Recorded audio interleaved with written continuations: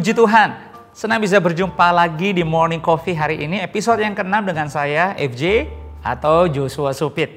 Dengan judul Tuhan versus Kenyamanan. Yes, kayaknya judul ini kelihatan atau terasa general, Tuhan versus kenyamanan. Tapi perlu kita ketahui, Tuhan memang sesuatu yang sangat general. Bahkan di dalam general, di dalam keumuman kehidupan kita. Apapun yang kita lakukan, yang lagi kita miliki, yang lagi kita usahakan atau ingin kita capai. Yes, di semua itu perlu ada Tuhan. Tuhan perlu hadir. Karena pada akhirnya kita percaya semuanya ada termasuk hidup kita di penghujung tahun ini karena anugerahnya. So sebagai pemimpin rohani, sebagai teman, sahabat, gembala, merupakan kehormatan buat saya kalau masih bisa dikasih waktu mengingatkan kita semua di Morning Coffee ini.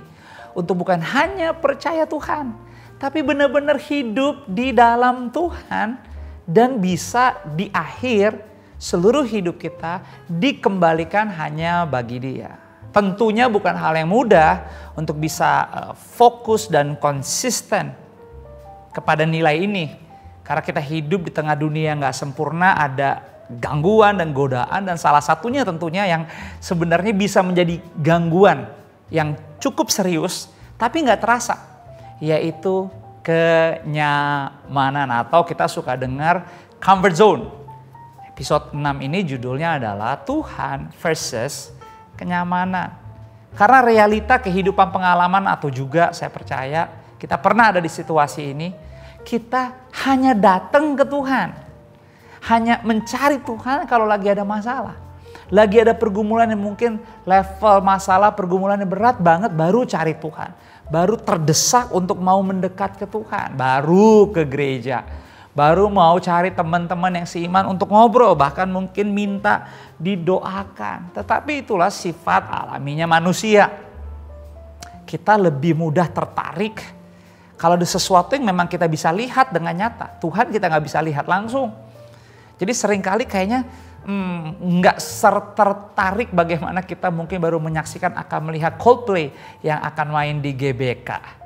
Dan antusiasnya kayaknya lebih besar ke sana dibanding harus menunggu, mencari atau mengalami Tuhan di keseharian hidup kita. Dan yang terjadi kita suka lupa.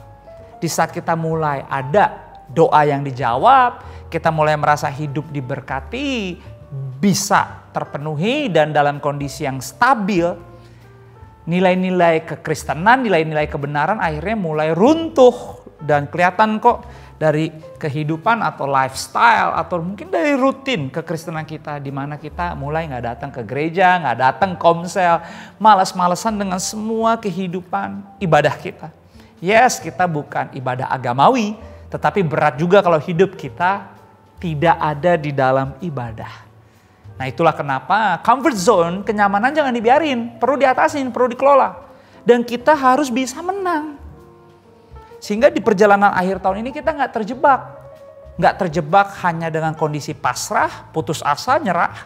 Dan membiarkan ya udah deh kalau gitu hidup mengalirnya, jangan dong. Karena biar kita bisa melihat, menceritakan, bersaksi untuk share the gospel, share the kabar baik bahwa apapun keadaan kita di akhir tahun ini bersama Tuhan kita bisa lewati. Dan percaya hal-hal yang terbaik yang akan terjadi di hidup kita pasti terjadi. Karena dalam Tuhan tidak ada kata terlambat. Makanya di perenungan peringatan yang baik di 1 Raja-Raja 11 ayat 4. Alkitab bilang begini, sebab pada waktu Salomo sudah tua. Siapa sih yang gak kenal Salomo? Seorang yang sangat berhikmat. Tuhan berikan dia hikmat melebihi dari semua orang yang ada di muka bumi ini. Bahkan kehidupan kekristenan saya termasuk ya sangat dipengaruhi oleh firman yang dimana tertulis di kitab Amsal. Ditulis oleh Salomo sendiri. Memberikan banyak pengertian, memberikan banyak hikmat, understanding. Tentang bagaimana menjalani kehidupan keseharian yang baik. Dengan nilai-nilai yang benar dan fokus tertuju kepada Tuhan. So saya gak bisa bohong. Banyak banget nilai kehidupan pertobatan, perubahannya di saya. Sampai hari ini. Terus belajar, bahkan memberi diri untuk dinasehati, diingatkan, dimentoring.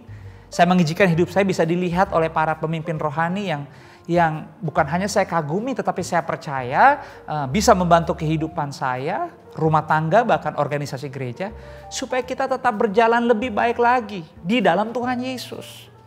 Dan itu juga semua bisa akhirnya dilakukan karena nilai-nilai firman di Amsal itu bukan hanya masuk tetapi tertanam, berakar kuat di saya dan berbuah.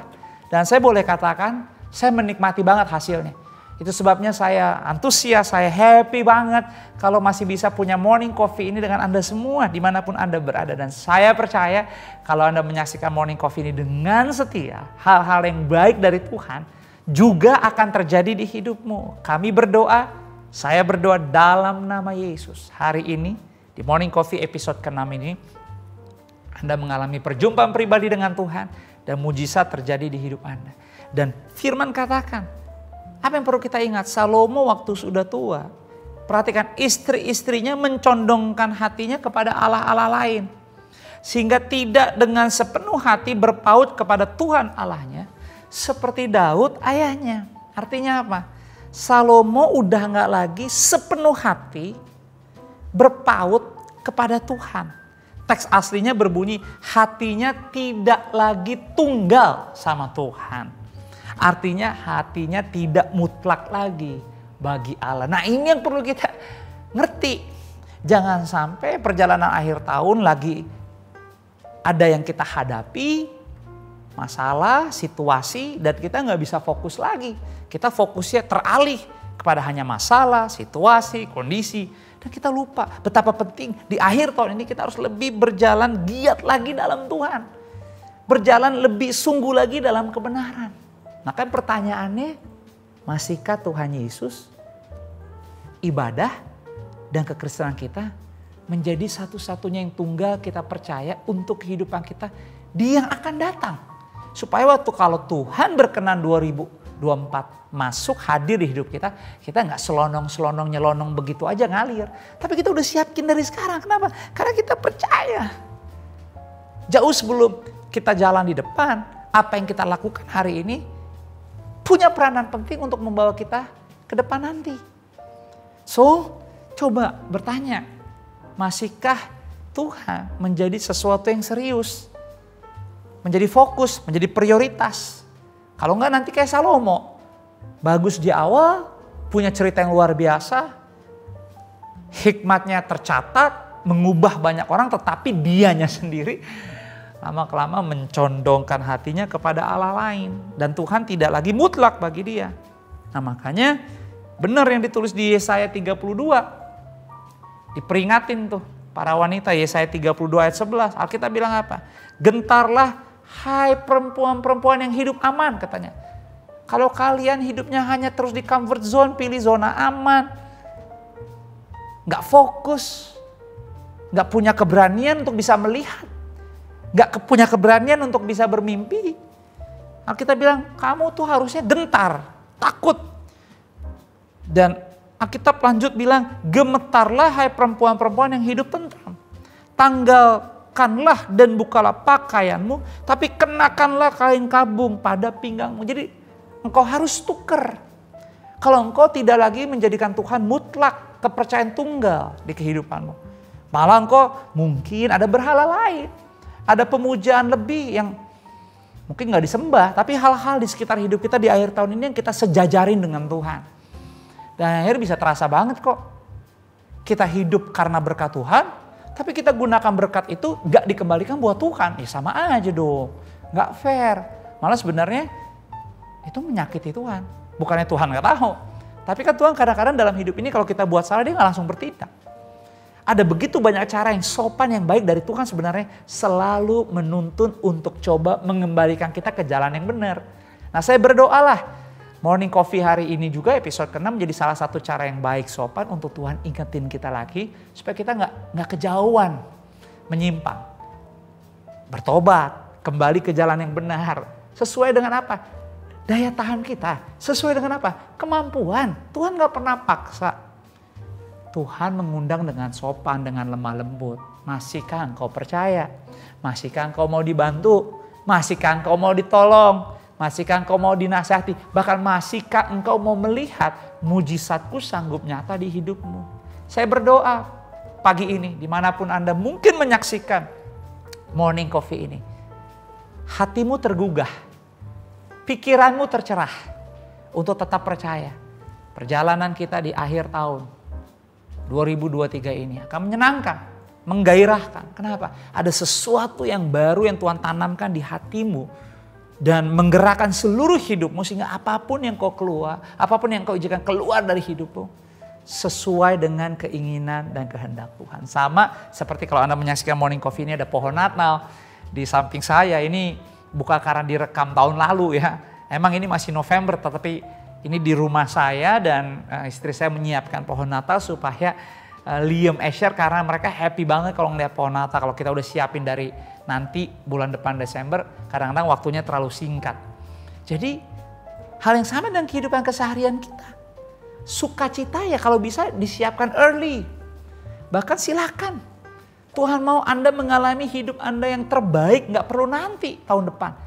Even kelihatannya udah mepet, bagi Tuhan tidak ada yang mustahil jika engkau percaya. Makanya kita harus look in, lihat lagi kondisi kehidupan kita sekarang. Di mana posisi kita? Masihkah Tuhan, masihkah ibadah, masihkah kebenaran menjadi fokus dan prioritas? Kalau enggak kayak Daud, ingat gak kisah Daud? Di mana ada masa saat itu peperangan besar terjadi, dia kirim semua panglimanya berperang. Bisa-bisaan loh. Karena udah terlalu terbiasa mengalami banyak kemenangan. Sehingga mungkin dia merasa gue gak perlu ikut lagi perang. Pasti menang kok. Makanya waktu peperangan besar terjadi di Israel. Dia kirim semua panglimanya berperang. Tapi dia sendiri tinggal. Dia gak ikut berperang. Tahu gak apa yang terjadi? Ingat gak kisahnya? Akhirnya dia jatuh dalam dosa. Saat melihat Betsheba. Dia kehilangan kontrol. Dia kehilangan momentum. Ya bahasa sederhananya dia ada di zona aman. Nah pas dia di zona aman itu, ambruklah nilai kehidupannya. Dan dia harus bawa pikul beban dosa itu sepanjang dia hidup. Walaupun pertobatan terjadi, kemuliaan hadir, tetapi ada sesuatu yang buruk tercatat. Bahkan dia lewati, dia bawa semasa sisa hidupnya. Hanya oleh karena dia biarkan zona aman, kenyamanan, mengontrol, menjadi pemimpin di hidupnya. Itulah kenapa di Keluaran 20 ayat 23 Alkitab katakan, janganlah kamu membuat di sampingku. Jangan buat di sampingku. Apa? Allah perak juga Allah emas. Janganlah kamu buat bagimu. Memang kita gak ada lagi mungkin ya patung atau benda-benda lain yang kita sujud sembah kepada. Kita hanya menyembah Tuhan Yesus sebagai satu-satunya Tuhan dan Juru Selamat. Tapi kadang-kadang hati-hati loh, hobi, pekerjaan, komunitas, lifestyle, sosial media, apapun itu di luar Tuhan yang tanpa sadar levelnya bisa sejajar. Jadi berhala, gak fokus lagi. Akhirnya prioritas hidup kita kepada apa yang kita udah bangun tuh, sejajarnya dengan Tuhan. Ya emang gak terasa kadang-kadang, gak terasa. Makanya Morning Coffee ini membantu kita diingatin lagi supaya ayo dong, posisi kita di mana nih di akhir tahun ini, di keluarga kita, di keluarga sendiri, bahkan fungsi di keluarga kita hari ini sebagai apa?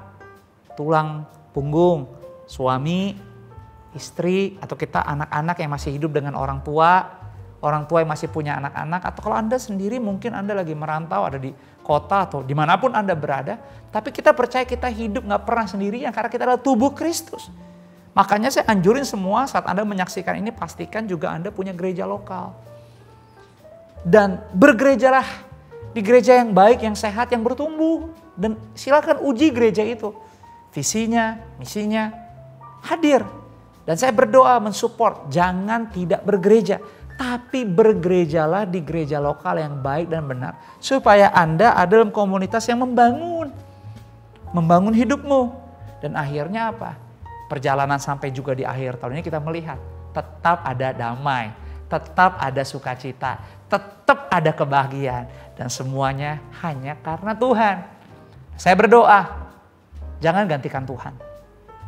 Biarlah Tuhan menjadi tunggal, pusat, mutlak, pusat penyembahan dan kepercayaan kita. Matius 6 Ayat 24 bilang apa? Tak seorang pun dapat mengabdi kepada dua tuan. Karena jika demikian, ia akan benci yang seorang dan mengasihi yang lain. Atau ia akan setia kepada yang seorang dan tidak mengindahkan yang lain. Kamu tidak dapat mengabdi kepada Allah dan kepada Mammon. Jadi dari Matius 6 ayat 24 ini kita belajar. Ayo, belum terlambat, tetap fokus. Jangan punya dua tuan. Boleh punya kehidupan, boleh punya banyak aktivitas, boleh punya banyak jadwal rutin di hidupmu. Tapi ingat, dasar semuanya adalah Kristus. Dan kita hidup oleh karena iman. Jangan nikmati hidupmu, jangan jalani akhir tahunmu tanpa beriman. Berimanlah kepada Yesus. Kenapa? Karena kalau tidak dapat diatasi kenyamanan atau comfort zone hidup kita, itu akan membuat kita menjadi sasaran empuk si iblis. Ingat kisah nggak? Kisah si monyet sama si angin. Si angin pengen banget jatuhin tuh monyet dari atas pohon. Itu sebabnya si angin, dia buat angin ribut yang kencang supaya si monyet jatuh. Dan akhirnya terjadi. Angin ribut yang kencang terjadi. Menerpa si monyet. Tapi ya namanya monyet ada pintar juga. Dia pegangan yang kuat. Makin kencang anginnya, makin kuat pegangannya. Dan apa yang terjadi? Monyet gak jatuh. Yang kesel siapa? Si angin. Tetapi si angin gak berhenti loh. Ada aja caranya. Dia pikir-pikir gimana nih si monyet jatuh. Karena emang lihai monyet. Tapi angin gak kehilangan akal. Apa yang dia lakukan? Dia rubah strateginya. Dia gak kasih angin kencang. Dia kasih apa? Angin sepoi-sepoi. Nah waktu angin sepoi-sepoi datang adem kan. Si monyet ya kadang-kadang kan gitu. Kalau udah kenyang, kalau udah enak dia happy. Nangkring aja menyendiri. Kena angin sepoi-sepoi. Tidur juga. Dan waktu tidur di situ dia terjatuh. Rasa nyaman, rasa aman bukannya tidak boleh. Tapi hati-hati. Jangan sampai rasa aman atau comfort zone kita menjadi sasaran empuk si iblis. Sehingga kita hidup di akhir tahun ini tidak lagi fokus untuk hidup atau menghidupi kehendak Tuhan. Apa yang harus kita lakukan? Ini harus kita lakukan. Yang pertama, punyalah pertanyaan. Menurut Anda, dengan cara apakah si iblis bisa jatuhkan Anda hari-hari ini? Nah, itu Anda harus buat pertanyaan dan dijawab. Coba pikirin. Menurut kita, si iblis nih dengan cara apa dia bisa hari-hari ini jatuhin kita? Kalau bisa dijawab, maka kita bisa lihat, bisa fokus area-area mana yang perlu kita kuatkan. Yang kedua, apa yang perlu kita lakukan? Bertanya, bagaimana sih seharusnya sikap saya jika saya mungkin hari ini, akhir tahun ini dalam kondisi yang baik-baik aja atau nyaman.